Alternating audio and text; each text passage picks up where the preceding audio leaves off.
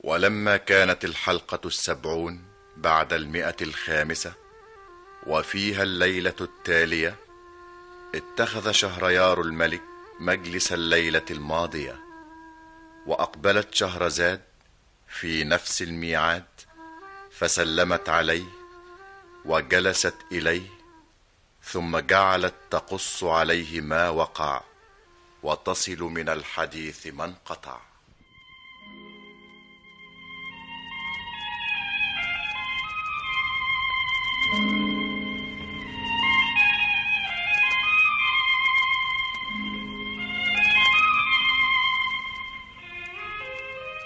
بلغني أيها الملك السعيد ذو الرأي الرشيد أن الأمير رمش العين لما قهره هواه وأغضب أباه حين رفض خطبته وأسقط كلمته، غضب السلطان وثار وانطلق إليه كالإعصار، ومن خلال الدموع ومن قلبه الموجوع حكى رمش العين ما وقع له مع الأميرة نيسان، وكيف جاءته في صورة كروان لم تقع على مثله عينان، فهو طائر عجب، ريشة من ماس وريشة من ذهب، وكيف دخل من النافذة عليه وتقدم إليه وخطف منه الشال ثم شال واختفى في الحال.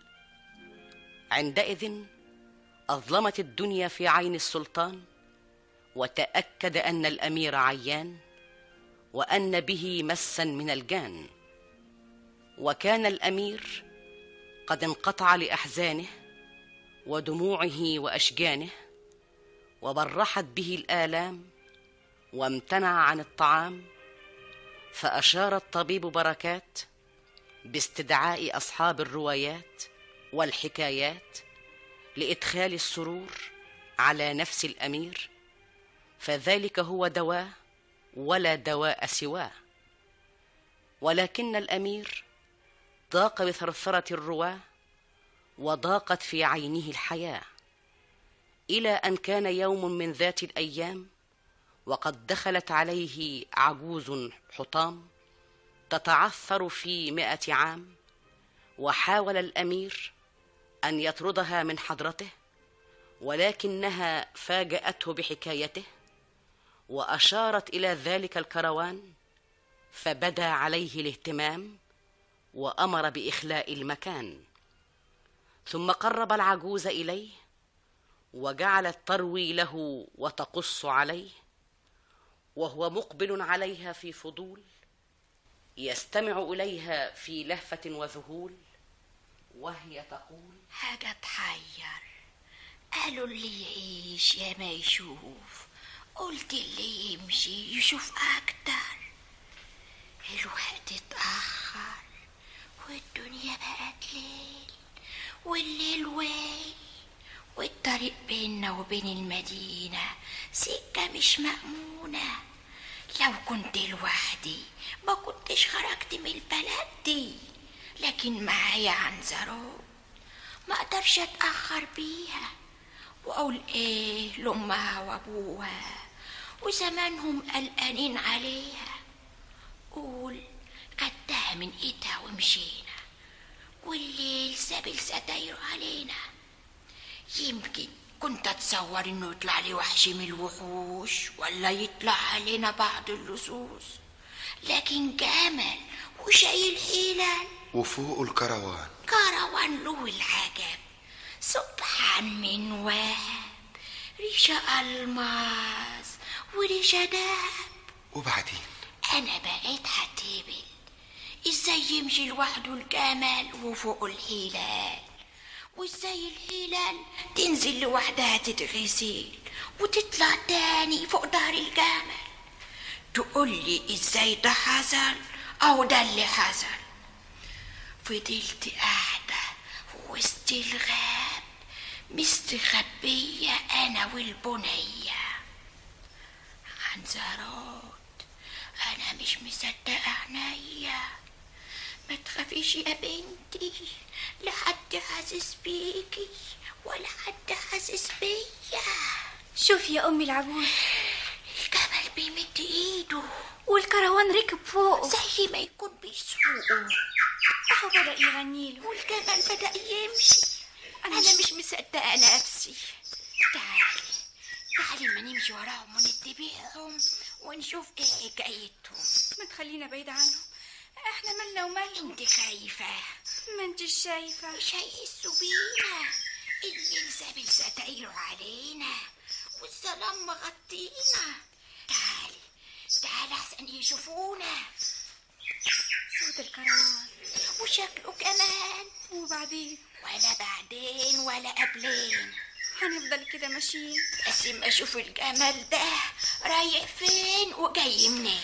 انا خايفة يا أمي العجوز. قلتلك ما تخافيش يا بنتي، لا حد حاسس بيكي ولا حد حاسس بيا. ده الجمل وقف. بس استني. والكروان سكت ما عادش بيغني. هو الجمل وقف ليه؟ استني اما اشوف هيعمل ايه. هو الجمل بيعمل كده ليه؟ بيعمل ايه؟ ده بينقط الرمل بايديه زي ما يكون بيفتش فيه. لازم في شيء بيفتش عليه. ما قرب عليهم شوية من غير ما يحسوا بيا. ياما العجوز، هو بيعمل كده ليه؟ استني بس ما نشوف ايه ده يا عنزروت؟ دي حلقة حديد. حلقة حديد تحت الرمال. الجمل بيشدها ببقه. اهو شدها. الجمل شدها وظهرت طاقة تحتها ودخل رقبته جواها. بيحاول ينزل فيها. اهو نزل الجمل. الجمل بما حمل. دي الطاقة بتتقفل اهي، هتتقفل. واتقفلت الطاقة وراه ونزل بالحلل اللي وياه والكروان اياه، واختفى الجمل بما حمل. بصيت هنا وبصيت هنا ما لقيتش اللي ياخد باله مننا. رحت واخده ايد عنزرون وقلت الستار موجود، وخدنا بعضنا ومشينا. لما جينا ولقيت حكايه الاعلان ماليه المدينه، والناس بيقولوا الامير تعبان شويه ومحتاج للترفيه والتسليه، واللي يقول له حاجة تسليه وتخفف اللي بيه هيديه اللي ربنا يقدره عليه. رحت واخدة نفسي وقلت اجي احكي لك حكايتي، يمكن تعجبك ويكون من بختي. ادي حكايتي يا سيدنا الامير، وان شاء الله يكون فيها الخير. والحكاية دي حدوتة بتحكيها ولا حاجة شفتيها؟ انت مش مصدقني؟ لا بس يعني انا شايفاها بعناية دي اللي هياكلها الدود. ان ما كنتش مصدق اسأل عن زرود. لكن ازاي؟ معناها ايه؟ بتعمل كده ليه؟ اللي هي ايه؟ حاجة عجيبة. ربنا ما يرميك في نصيبة. انا هتجنن.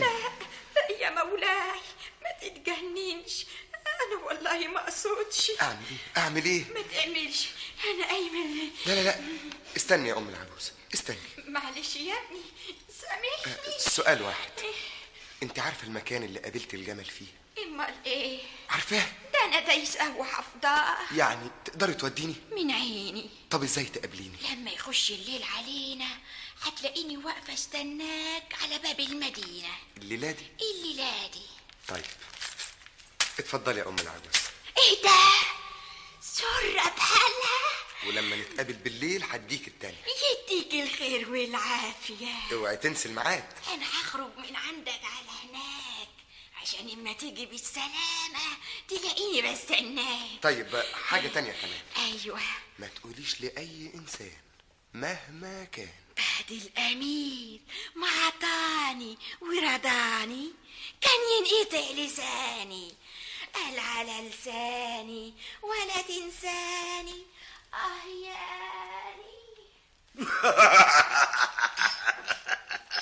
شبط فرش البساط وقعد على الصماط ونزل على الأكلات. هات. يا آب انت ليه عايزة آب؟ ما احنا كده على الطبطاب. أصلي تعبانة شوية يا مولاي. ما تقوليليش مولاي، ما تخليكي بقى معايا. امال عايزني اقول لك ايه؟ قولي لي يا بطبط، خلينا نزقطط والعفاريت تتنطط. من حق. ايه؟ انت ما بتضحكيش ليه؟ الله، ما بتضحكيش ليه؟ وانا هضحك بس على ايه؟ ازاي في حد ما يضحكش؟ لازم تضحكي، اضحكي. برضو ما ضحكتيش، اضحكي معايا يلا. بس ايدك دي. طب عشان خاطري اسمع ما اقولك، اصل انا بحب انام بدري واحنا الوقت بقينا واخري. النوم سرقك مني، لو حاجة غير النوم ما كانتش فلتت مني.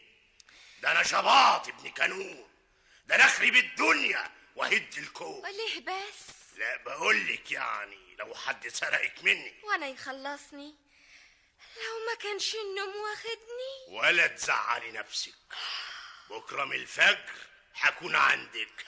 بقرونك وديلك مع السلامة والقلب دعيلك. يا ربي ايه ذنبي؟ انا عملت ايه وليه واخرة ده كله ايه؟ هو امهات اتأخر النهاردة ليه؟ عم امهات انت يا مولاتي على استعداد؟ واخرتها يا عم امهات لازم يقف جوازك من شباب بينا على بلاد البني ادمين. انا هعمل لك الحصان ابو جناحين. حصان توكلت على الله. يلا يا عم امهات يلا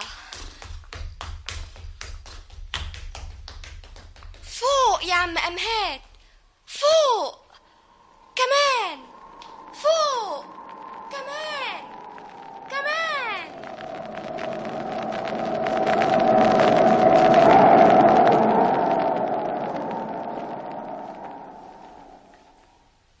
ارتفع الحصان في الهواء وجعل يشق الفضاء، وفي لمح البصر حط بها في بلاد البشر. وعندئذ مولاي